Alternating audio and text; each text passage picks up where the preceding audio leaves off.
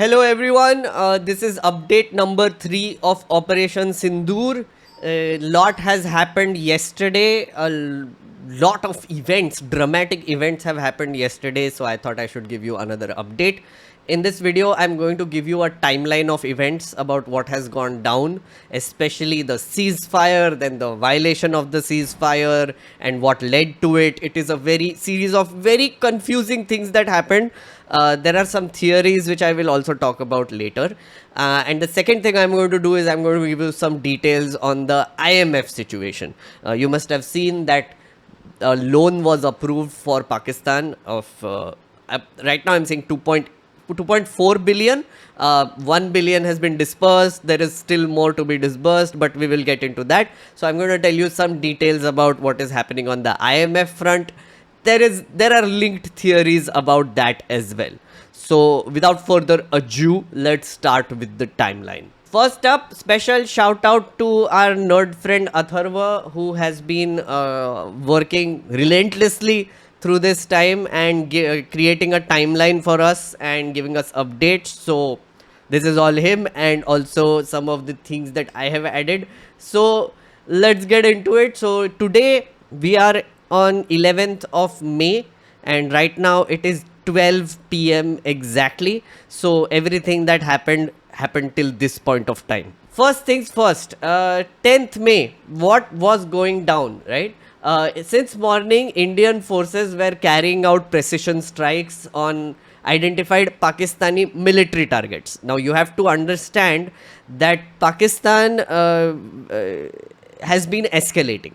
So when we did the precision strikes on the 7th, essentially we had said that we are targeting terrorist infrastructure. Then Pakistan retaliated and started targeting our military establishment with mortar shelling, small arms and drones, right? And there were some reports about Air Force activity also. Then we retaliated again with our drones and more shelling and more missiles. So on the 10th morning, this is what was going on. We were targeting military targets, technical infrastructure, command control centers, radar sites, weapon storage areas in Rafiki, Murid, Chaklala, Rahim Yar Khan, Sukur and Chunian, using air-launched precision weapons from fighter aircraft. So our aircrafts were also in the air doing this. Reports say that we have destroyed a few of their radar systems, and an Air Force base has been damaged. So that is there.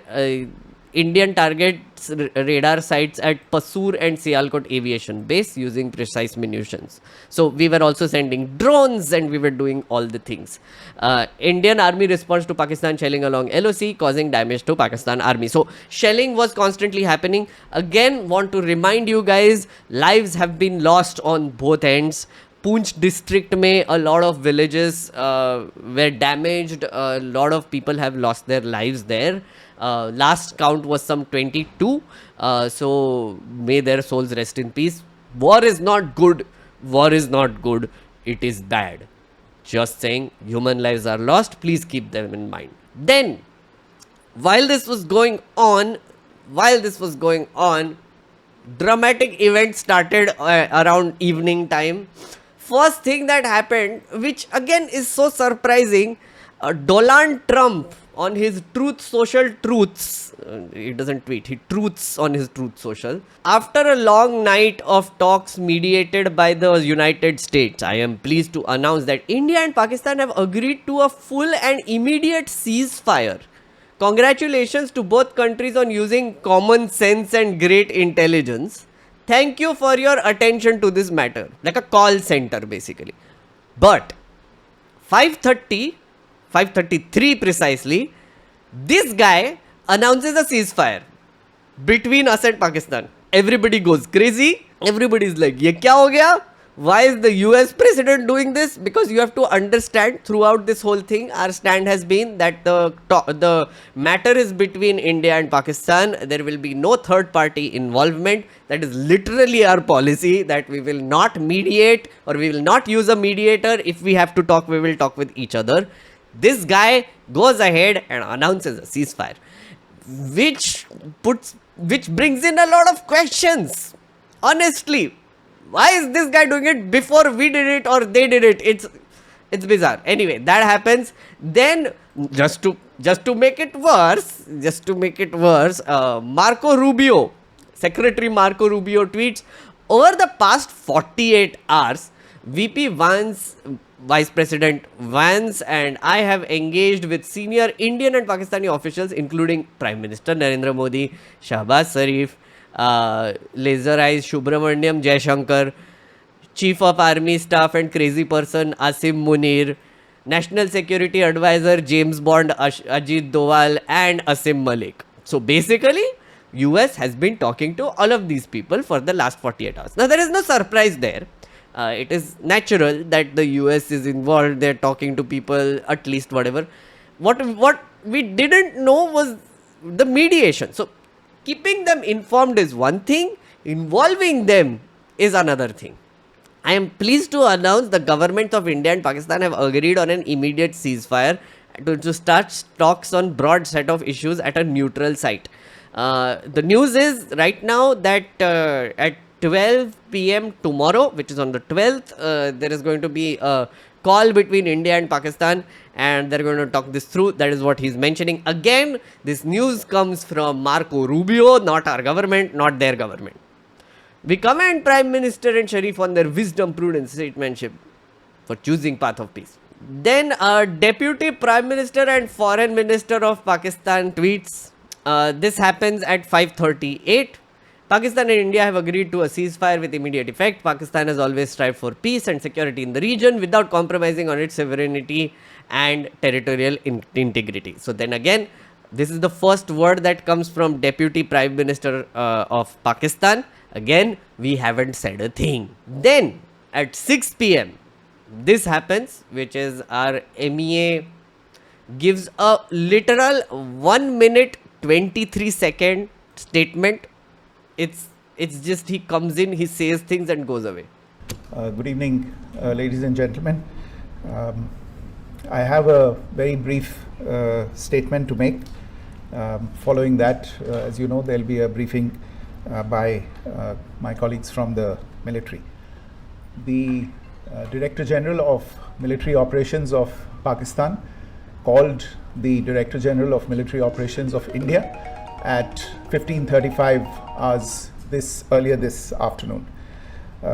It was agreed between them that both sides would stop all firing and military action on land and in the air and sea with effect from 1700 hours Indian Standard Time today.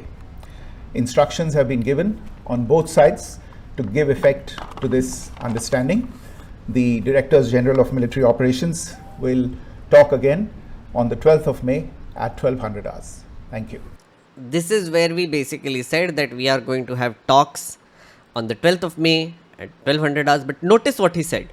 He said that at 3:30 p.m. last afternoon is when the DGMO of theirs and DGMO of ours basically spoke to each other. Again, what that means is the Director General of Military Operations, those are the two people who spoke to each other.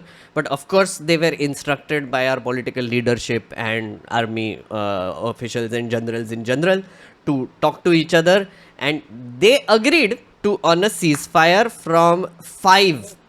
This is an announcement that was done at 6. We had already been in ceasefire since 5. Donald Trump tweeted at 5:30. So basically, Donald, Marco Rubio, and Deputy Prime Minister of Pakistan gave the news before we did. We did a official briefing at 6, so we also said it. But notice something: no mention of United States, no mention of mediation. They just basically said that it was a talk between two people.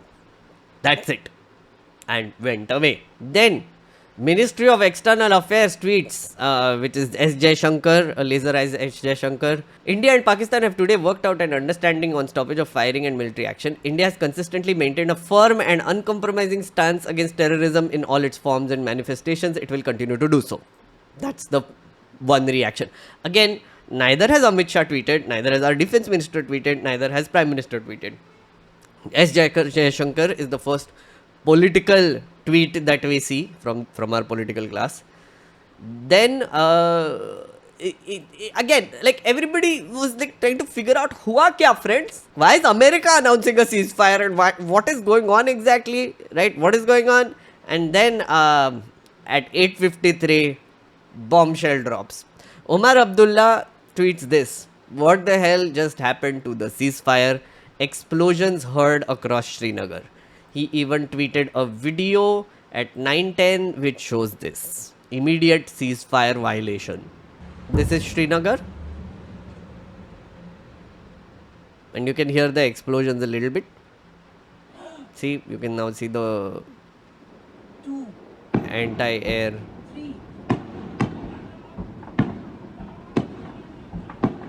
Look at that.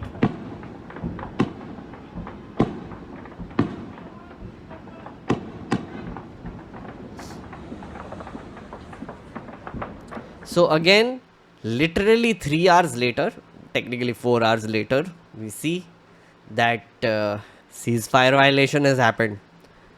So it's worth asking, what happened exactly?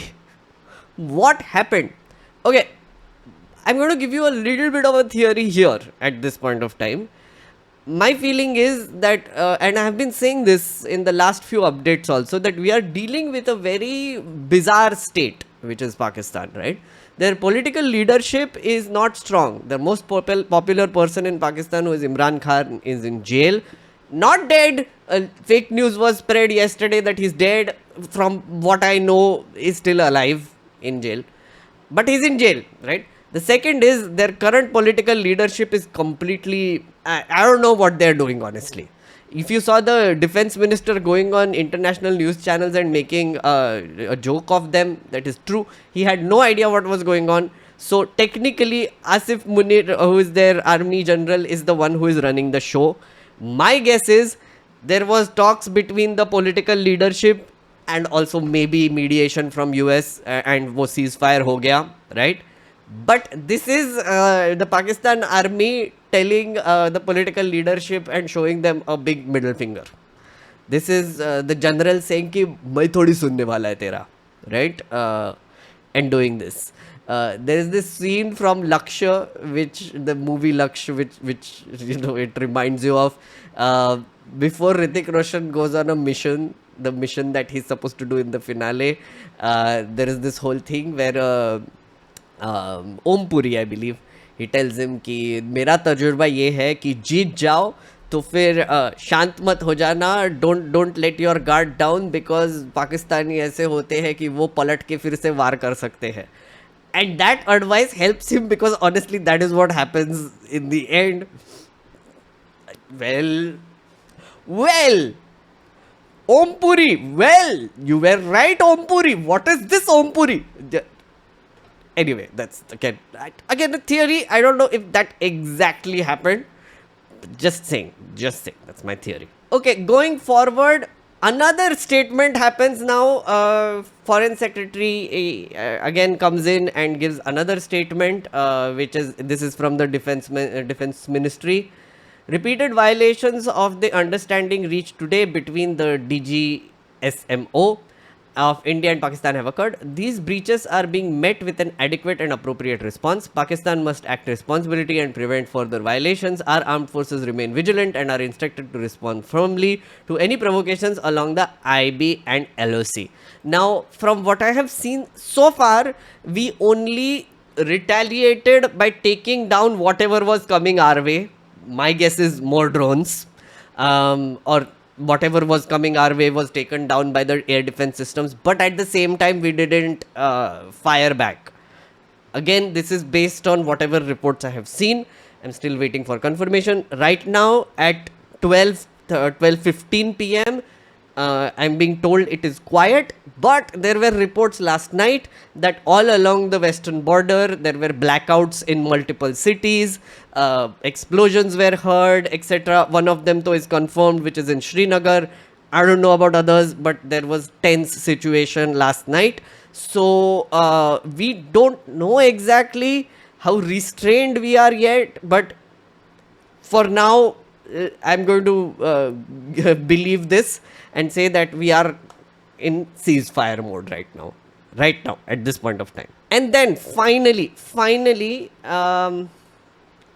this happens. The Pakistani Prime Minister at 12:20 a.m. last night gave a statement saying, I want to really extend my gratitude and say thank you to President Trump, who has played a very pivotal and paramount role in this ceasefire. Pakistan's PM Shehbaz Sharif addresses the nation. My brothers, my elders, my sisters, we are a very responsible country and we have displayed this. We want peace. We are a peaceful nation and we want that everybody, that there are millions of people, and in just for the benefit of everybody, we have made this agreement of ceasefire, and we have been very positive about it. And we have been saying that in Jammu and Kashmir, it will be everything will be, the problems will be dealt with justice and according to, and we will try to eradicate with peace. We will be negotiating. We will have okay. dialogue. Translation is a bit off. And in this case, I want to really extend my gratitude and say thank you to President Trump, who has who told us he has played a very pivotal and paramount role in the ceasefire. So And Pakistan giving is credit really, to Doland. He is very good to us, and also I want to extend my gratitude to Saudi Arabia, who is a brother country. Saudi Arabia. And from what I know, he also thanked the Chinese after that. So essentially, Pakistan clearly essentially saying what we didn't say. So from Pakistan's perspective, Donald Trump has played a big role in this ceasefire mediation. From Donald Trump's perspective, he's a great man with great vision and a peacekeeper and whatever else you want to call him. So he is also saying that meri wajah se hua hai. And then from our end, we are still maintaining the stand that we and Pakistan spoke to each other and decided on the ceasefire, and clearly we didn't mention America. We didn't mention anything of that sort. So yeah, that's the situation right now. Worth mentioning, these are the people who have lost their lives. These are army personnel who have lost their lives. BSF Sub-Inspector Mohammad Imtiaz, Army Jawan Sachin Yadav Vananje, Army Jawan Murli Naik, Army Jawan Havaldar Jhontu Ali Sheikh, and Army Jawan Surendra Kumar Moga. So these are the people who have lost their lives. Shaheed ho gaye hai. May their souls rest in peace. Again, repeating, war has consequences. We should keep them in mind when talking about war.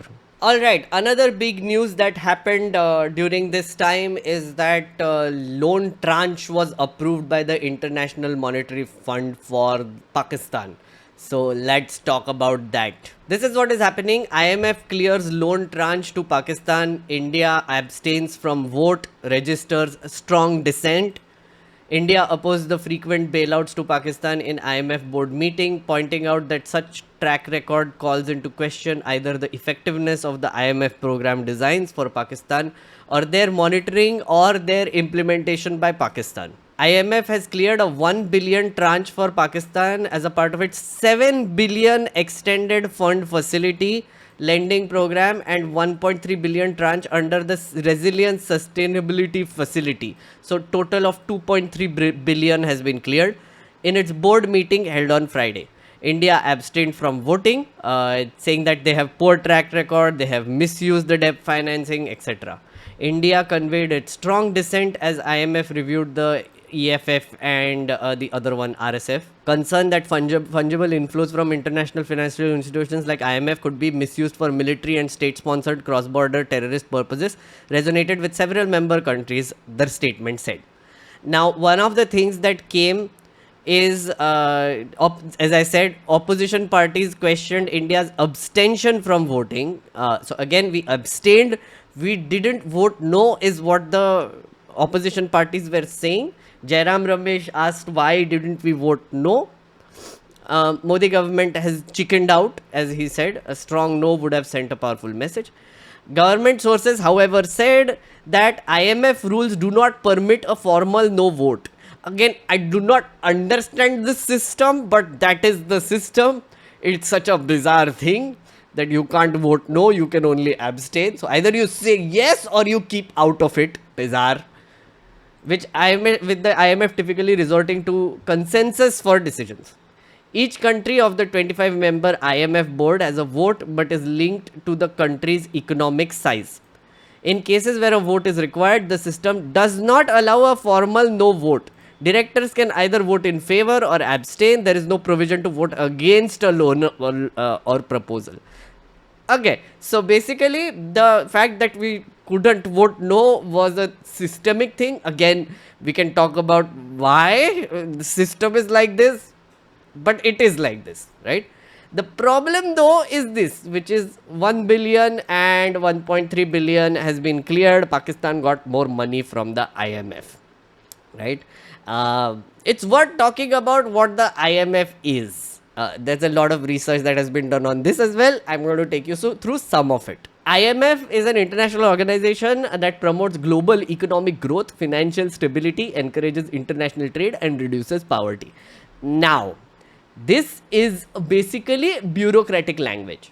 In reality, IMF is an organization that is used by powerful Western nations and powerful economic giants to arm twist other countries to doing their bidding. I'm being very, very blatant here, and that is what it is. Of course, some of it might be couched as international trade and poverty and climate change and resilience and whatever, but honestly, that is what it is used for. Quotas of member countries are a key determinant on voting power, as I said earlier as well. The report also says voting compromise, one vote per 10,000, 100,000 special drawing rights. Against SDR is like a special currency that is available only for member nations. It is only used in the IMF. It is kind of like a currency. You can call it like a credit system, whatever you want to call it. There is a certain value attached to it, which actually shows the value of your vote and how much power you have within the IMF. SDRs are an international type of monetary reserve currency created by the IMF as a supplement to existing money reserves of member countries, right? It's called special drawing rights. Now, this is what the current situation looks like. United States has a 17% quota share. Japan has 6%, 6.5. China 6.5.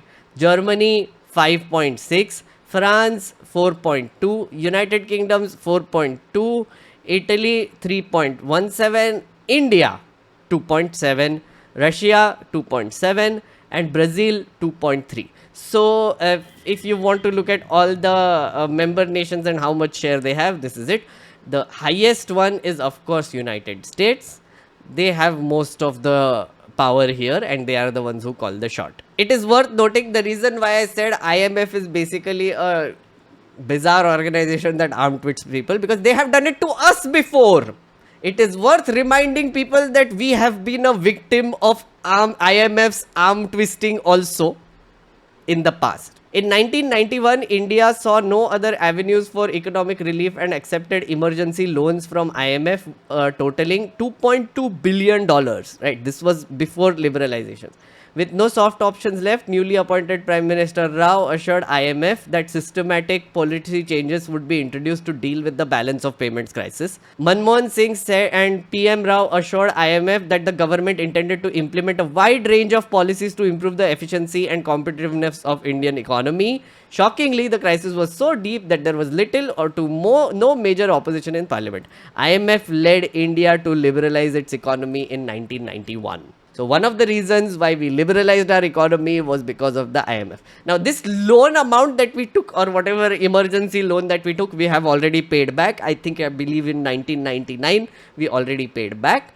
But our friendly neighbor Pakistan has taken like a shit ton of loans over the years which they haven't paid back yet. Pakistan's relationship with IMF has spanned for 7 decades, characterized by cyclical debt accumulation, geopolitical shocks, and persistent policy inertia. Okay, I'll just tell you how much. According to IMF data, Pakistan entered into 25. Last one count करके 26 हो गया by the way. 26 loan agreements over 7 decades from 1958 to 2024, with a cumulative agreed amount of $44.5 billion. We had taken 2.2 back then, repaid it. They are at $44.5 billion. Of that total, 28.2 billion has been dispensed so far. So this is approved and this has been disbursed. This is something that they have to pay back. Pakistan currently owes IMF $8.3 billion currently. Of these include various loan types, from standby arrangements to extended fund facilities. See, this is IMF's $1 billion bailouts for Pakistan. 28.2 billion since 1958. Now eyeing at another 1.3 billion, which has already happened. This is what it is. 8.3 billion is right now outstanding. They haven't paid it back. Now you have to understand, Pakistan is not doing well economically. Surprise. And they are completely dependent on the IMF and other countries for sustaining their economy. IMF is not the only one that is giving loans to Pakistan, by the way. This is the global lenders of Pakistan: Asia Development Bank, World Bank, International Monetary Fund, which I already mentioned, Asia Infrastructure Investment Bank, and Inter-American Development Bank. Now, these are all different countries giving money, and a lot of money comes from China. China is giving a shit ton of money to Pakistan. Okay, here is a bonus little tidbit that has happened. It is also related to this.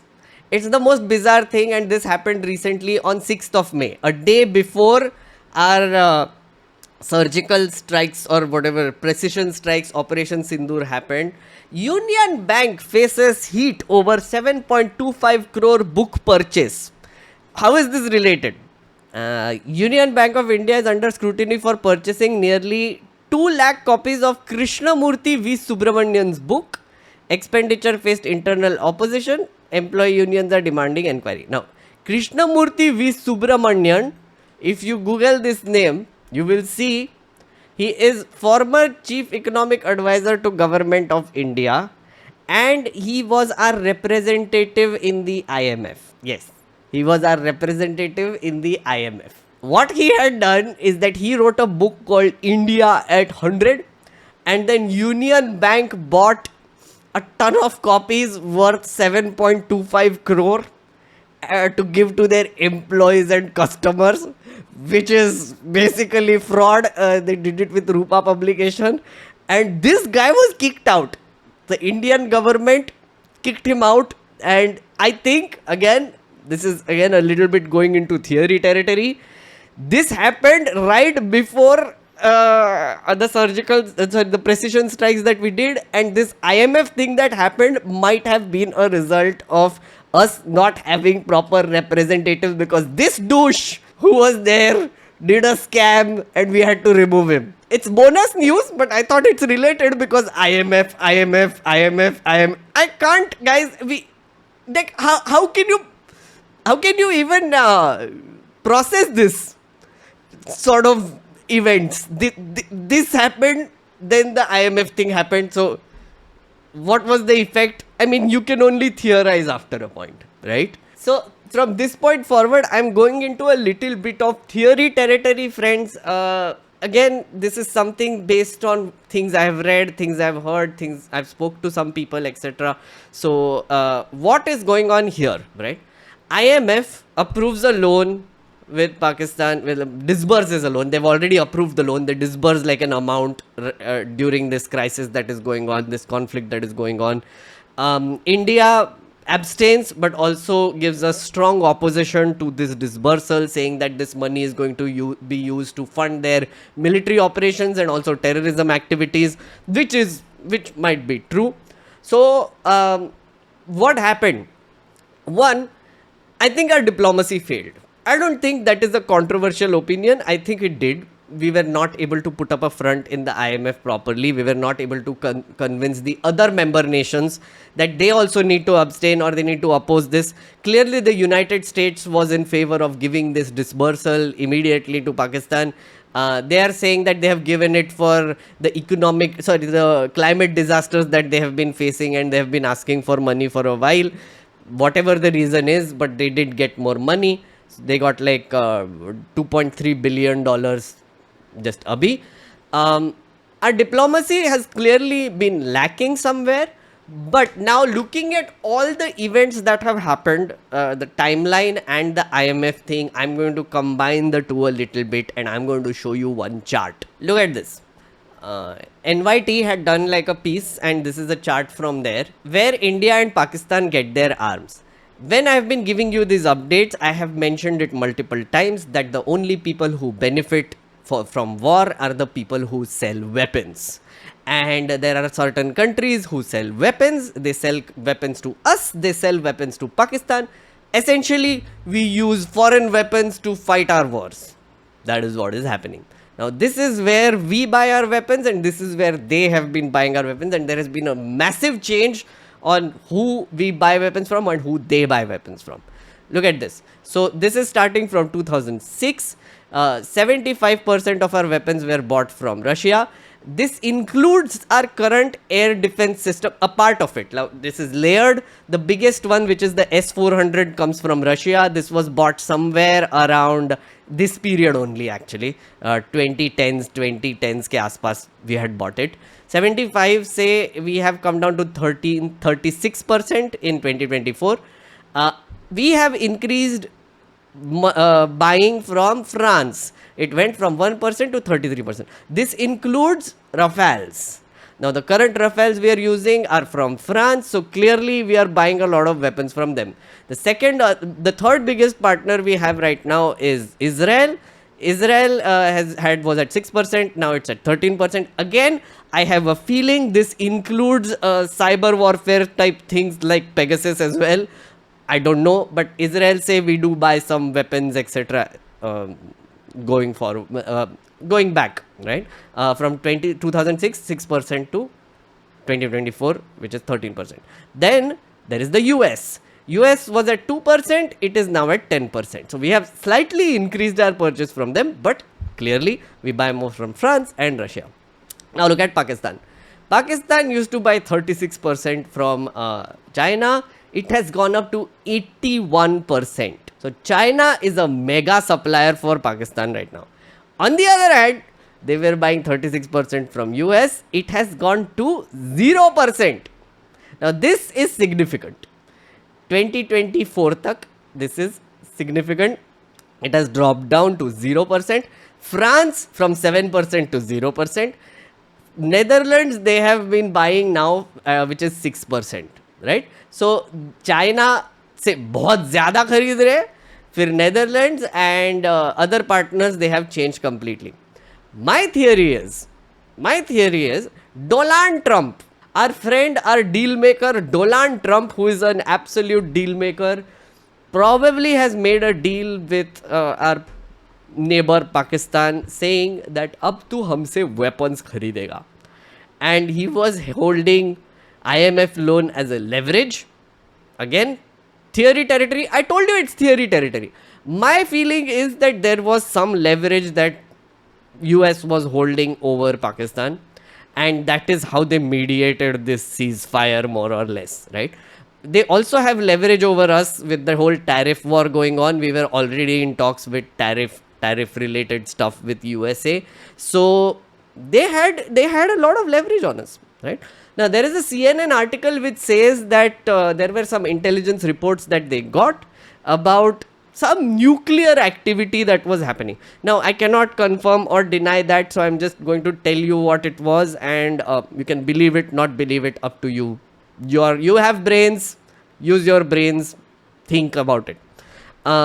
Apparently, while this whole activity was going on yesterday, Marco Rubio and other people were frantically calling Narendra Modi and telling him that Pakistan is readying their nuclear arsenal. And on the other hand, they also got intelligence inputs that we were targeting some high value targets, which is their air force bases, etc., which we did, by the way. So they basically spoke to Modi ji, they spoke to Shahbaz Sharif, they spoke to Asim Munir, they spoke to a bunch of people, and then asked them for immediate ceasefire.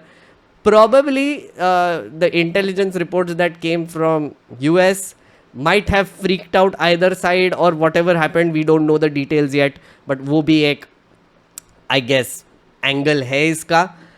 But the IMF thing, the weapons thing, is worth keeping in mind. The fact that we have been kind of isolated by the world diplomatically also needs to be kept in mind. So far, Israel is the only country who has outright expressed support for our actions. Israel.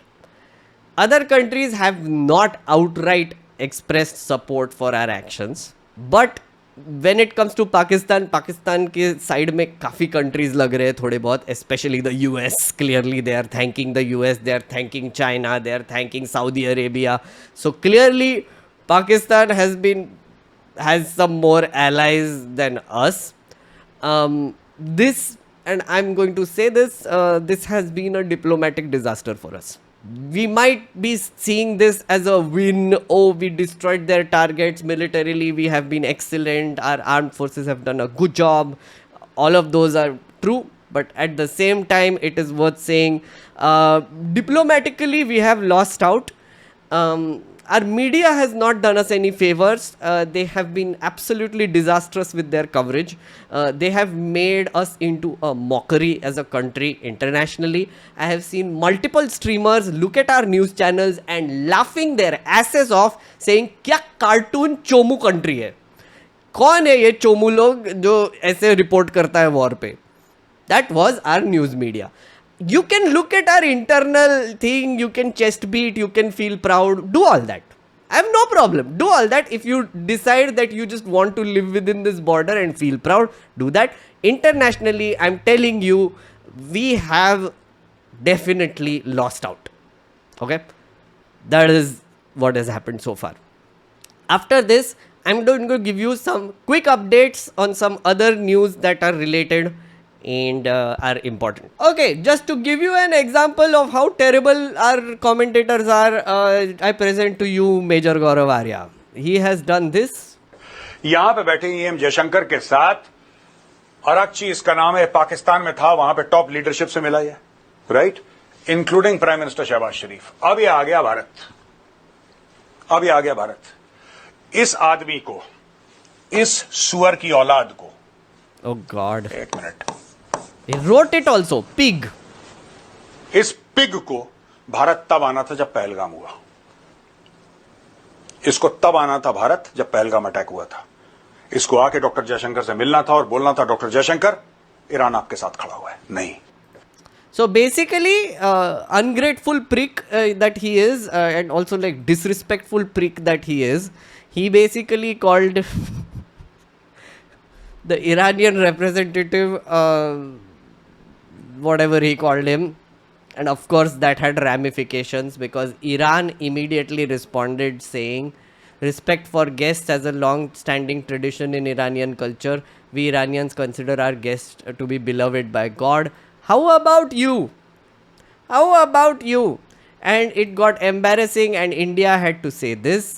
Indian embassy in Iran would like to clarify that the person in video is a private citizen. His statements have nothing to do with India's official position and the Indian government finds that disrespectful tone used in this video inappropriate. So, as you can see, it's not like the world is not watching what is going on, right? And if you look at this, this was being translated and being shown, subtitles are being shown. So it's not like they're not watching our media channels and तुम अगर हिंदी में बकवास करे जा रहे हो तो they are not looking at it, translating it, showing it to the world. TikTok के clips नहीं बन रहे. हमारे यहाँ पे तो TikTok ban है. We don't even know what is happening on TikTok. Twitter was unbanned in Pakistan right before this conflict, by the way, so that one of the reasons is they can actually spread news in the world. about what is going on and try to win the narrative war. But it's not like they are not watching our media. It's not like the international audience is not watching our media. And there are people like him who are saying things like this, thinking that कौन किसको ही फर्क पड़ रहा है, मैं तो कुछ भी बकवास कर दूंगा. Clearly, they are embarrassing us. And this is something worth talking about. I feel like not only has this been a diplomatic disaster for us, for that reason, where maybe Jaishankar was not able to laser eye properly, or our guy, IMF guy, did a scam. That was, I think that must have mattered somehow. I don't know about you, but maybe that mattered. That made us look bad. Maybe in the IMF. I don't know. Anyway, that was there. But at the same time, this shit matters. This shit makes us look bad as people. And rightfully so. There are very few, honestly, commentators which I have seen which have been giving like level-headed news to the world. Modi government has been shutting down those commentators. The 8,000 accounts that the Modi government has shut down included a lot of those commentators who are just trying to give legit news, fact check, making sense.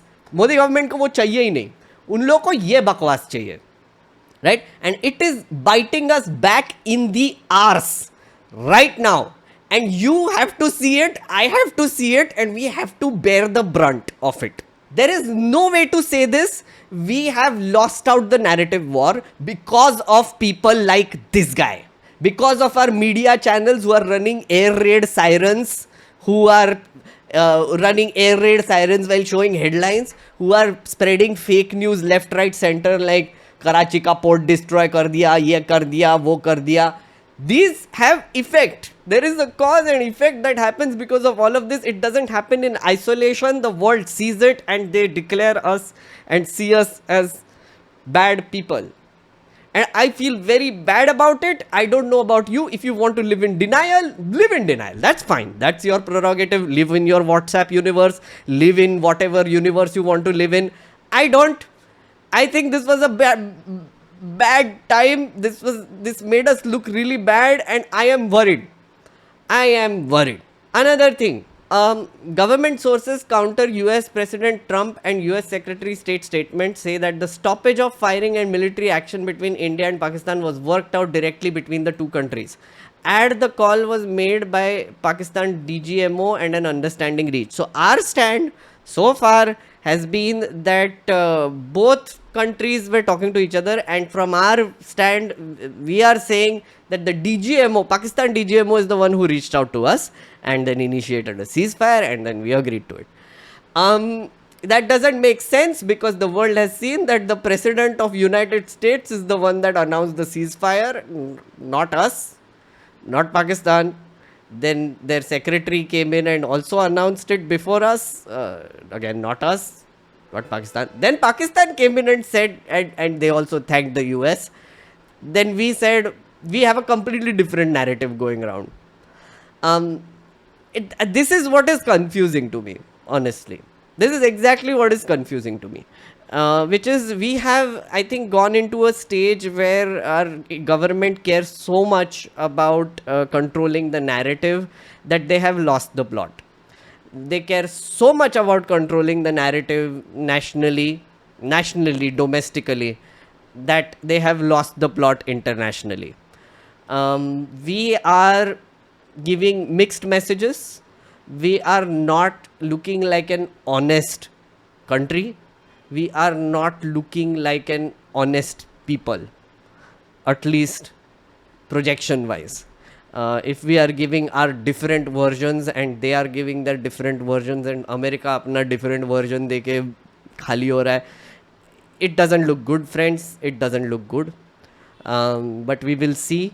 Tomorrow is the day when there is a talk that is scheduled to happen at noon. So I will be looking at that, and I will see you in the next video. I'm going to leave videos which is update 1 and update 2 below. So if you don't know what has happened so far, you can take a look at that. Please do consider subscribing to this channel. Please do consider supporting this channel for more news updates on Operation Sindoor. Stay tuned and stay safe, and I will see you tomorrow. Bye bye.